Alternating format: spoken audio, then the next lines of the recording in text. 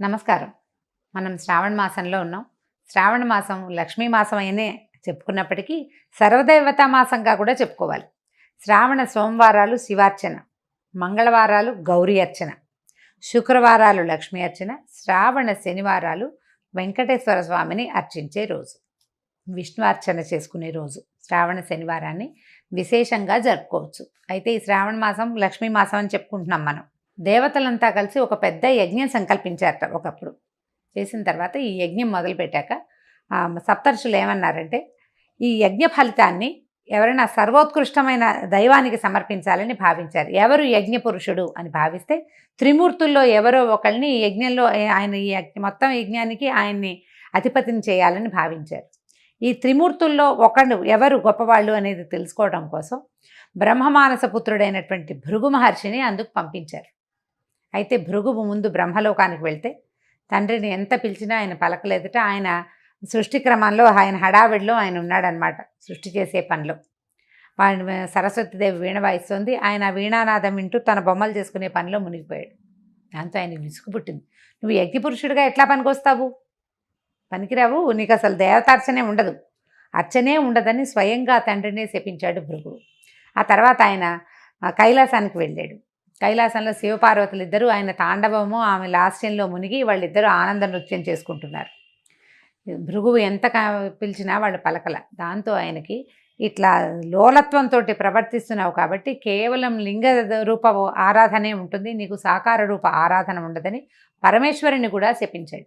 ఈయన ఒక మహర్షి, ఈయనకి శపించాలన్న ఉద్దేశం కలిగింది. అట్లా అక్కడి నుంచి మూడో వ్యక్తి అయినటువంటి శ్రీ మహావిష్ణువుని పరిశీలించడం కోసం, ఆయన యొక్క పరిస్థితి ఏమిటో చూడడం కోసం భృగు మహర్షి వైకుంఠానికి వెళ్ళారు. వెళ్ళేసరికల్లా విష్ణువు లక్ష్మీదేవి వాళ్ళ ఆనందంలో వాళ్ళు ఉన్నారు. ఆయన నిద్రలో ఉన్నాడు. నిద్రావస్థలో ఆమె పాదాలు ఒత్తుతూ మైమరపడుతోటి ఆవిడ ఉండేసరికల్లా ఆయన ఎంత పిలిచినా పలకట్లేదని కోపంతో మహావిష్ణువుని గుండెల మీద కాలుతోటి తన్నేసరికల్లా వెంటనే ఆయన లేచి, అయ్యో నా గుండెల మీద తన్నే, వక్షస్థలం రాతి కంటే కఠినంగా ఉండే నా వక్షస్థలం మీద తన్నేవు, ఇక్కడున్న మణులు మాణ్యాలు అన్నీ నీకు గుచ్చుకున్నాయేమో అని చెప్పి ఆ మహర్షికి పాదసేవ చేస్తూ ఆయనకి అహంకార చిహ్నంగా ఆయన అరికాల్లో ఉన్నటువంటి నేత్రాన్ని చిదిమేశాడట మహావిష్ణువు. దాంతో ఆయన వెంటనే భగవంతుడే తన పాదాలు పట్టుకున్నాడనే విషయాన్ని జ్ఞప్తికి వచ్చిందనమాట.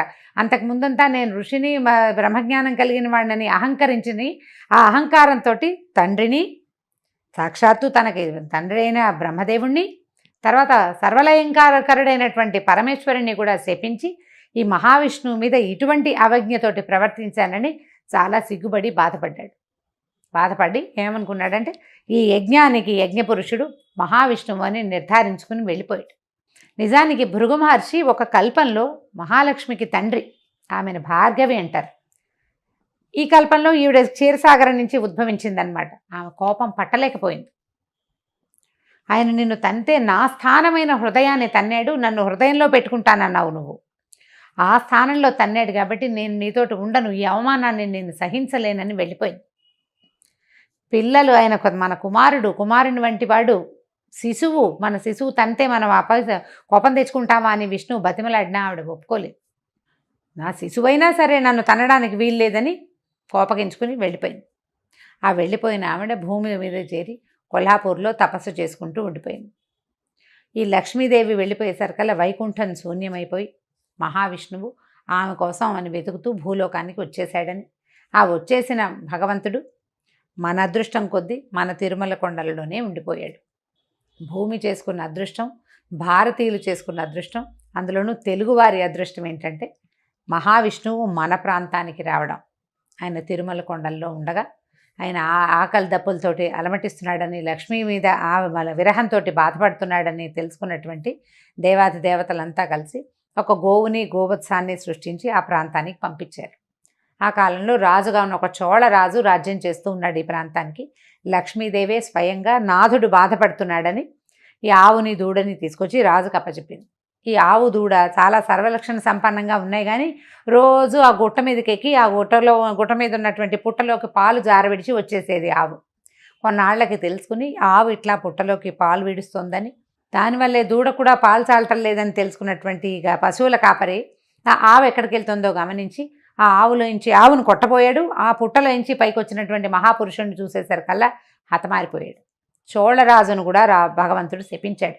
కళ్ళు పోతాయి నీకు, నీ ప్రాంతంలో ఇలాంటి పని జరిగింది కాబట్టి. అయితే అప్పుడు కొంచెం దెబ్బ కూడా తగిలింది మహావిష్ణువుకి. ఆ తర్వాత ఆయన తిరుమల కొండల మీదే, వెంకటాద్రి మీదే వకుళమాత ఆశ్రమానికి చేరాడు. లక్ష్మీదేవి యొక్క అంశ పద్మావతీదేవిగా ఆకాశరాజుకి దొరికింది. భూమిని తన్నుతుంటే దువ్వుతూ ఉండగా, అంటే నాగేటి చాలలో సీతాదేవి ఎలా దొరికిందో అదేవిధంగా పద్మావతీదేవి కూడా ఆకాశరాజుకి నాగేటి చాలలో దొరికింది. ఆ ఆడ శిశువుని పెంచుకున్నారు వాళ్ళు. ఆమెకు పద్మావతి అని పేరు పెట్టారు. ఈ తర్వాత కాలంలో ఈ వెంకటేశ్వర స్వామి మన మహావిష్ణువు కొండల మీదకి వెళ్ళటంతో శ్రీనివాసుడు అనే పేరుతోటి అక్కడ ఉండటం మొదలుపెట్టాడు వకుళమాత ఆశ్రమాల్లో. ఆ తర్వాత కాలంలో ఆయన పద్మావతి దేవిని చూడడం, ఆమె ఎందున్నటువంటి లక్ష్మీ అంశకి ఆకర్షితుడయ్యి ఆమెని వివాహం చేసుకుంటానని చెప్పడంతో వకుళమాత స్వయంగా ఆకాశరాజు దగ్గరికి వెళ్ళి పద్మావతి శ్రీనివాసుల కళ్యాణం జరిపించింది. ఆ తదనంతరం లక్ష్మీదేవి అక్కడికి వచ్చేయటం, పద్మావతి లక్ష్మీదేవుల తాలూకు సంవాదంలో భగవంతుడు సాలగ్రామ రూపిగా అక్కడ శిలాస్వరూపంగా ఈ తిరుమల కొండల మీద వెంకటాద్రి మీద వేంచేసి ఉన్నాడు. అయితే ఇలా వెంకటాద్రి మీద వేంచేసి ఉన్న వెంకటేశ్వర స్వామికి మనం శనివారము వెంకటేశ్వర దినంగా భావిస్తాం. మనం నమ్ముతాం ఖచ్చితంగా. శనివారం నాడు ఉపవాసాలు ఉంటాం వెంకటేశ్వర స్వామి కోసమే. శనివారం నాడే కాలినడకన దేవాలయానికి వెళ్ళాలనుకుంటాం. వెంకటేశ్వర స్వామి దేవాలయానికి తప్పకుండా వెళ్తాం. అయితే ఈ శ్రావణ మాసంలో ఇది అమ్మవారికి ప్రీతిపాత్రమైన మాసము, అది వెంకటేశ్వర సంబంధమైన మాసం అవడం వల్ల శనివారాల్లో గనక వెంకటేశ్వర స్వామి ఆరాధన చేస్తే ఈ 4 వారాలు విశేషమైన ఫలితం లభిస్తుంది. ఎట్లా భగవంతుడు వెంకటేశ్వరుడుగా మారి దశావతారాలలో లేనిటువంటి ఈ అర్చాస్వరూపము మనకి భూమి మీద ఈ కలియుగానికి మన కోసమే అవతరించిన కథని ఒక్క మాట జ్ఞాపకం చేసుకుని స్వామికి చలిమిడితోటి దీపారాధన గనక చేస్తే చాలా అఖండమైన ఫలితం లభిస్తుంది. మనం చేసే ఈ శ్రావణ మాసపు దైవారాధనలో లక్ష్మీ అమ్మవారి ఆరాధన, శివారాధనతో పాటుగా ఇలా వెంకటేశ్వర స్వామి ఆరాధనని కూడా భాగంగా చేసుకోండి. మిగిలిన రోజులు కుదరకపోయినా శ్రావణ మాసంలో శనివారాలు 4 శనివారాలు ఒక పూట భోజనం, పగలు భోజనం చేసి రాత్రి భోజనం చేయొద్దు. దాని విధి అదే. అన్నం తినకుండా అన్నాన్ని తద్భిన్నం ఏదైనా తినచ్చు. దీపారాధన చేయటం చలిమిడితోటి ఆవు నెయ్యి, బెల్లము, బియ్య పిండి కలిపి చలిమిడి చేయటం. ఆ చలిమిడిలో చక్కగా గుండ్రంగా ఉండలాగా చేసి దాంట్లో కొంచెం గొయ్యి చేయటం అన్నమాట. లోపలికి కొంచెం నొక్కి అందులో కాస్త ఆవు నెయ్యి వేసి దీపం పెట్టడం. ఈ దీపారాధనతో స్వామికి ప్రసాదంగాను దీపంగాను సమర్పిస్తామన్నమాట. దీపారాధన అయిన తర్వాత ఆ చలిమిడిని ప్రసాదంగా స్వీకరించడం. పగలు భోజనం చేయొచ్చు, రాత్రిపూట భోజనం చేయకూడదు. ఈ 4 శనివారాలు ఇలా చేయటం వల్ల శ్రావణ మాసంలో మనకి అమ్మవారి కరుణతో పాటు అయ్యవారి తాలూకు కృపాకటాక్షాలు కూడా మనం పాత్రలు అవుతాం. 4 వారాలు ఉన్నాయి. తొలి వారం కుదిరినా కుదరకపోయినా తర్వాత వారాలైనా చేసుకోవచ్చు.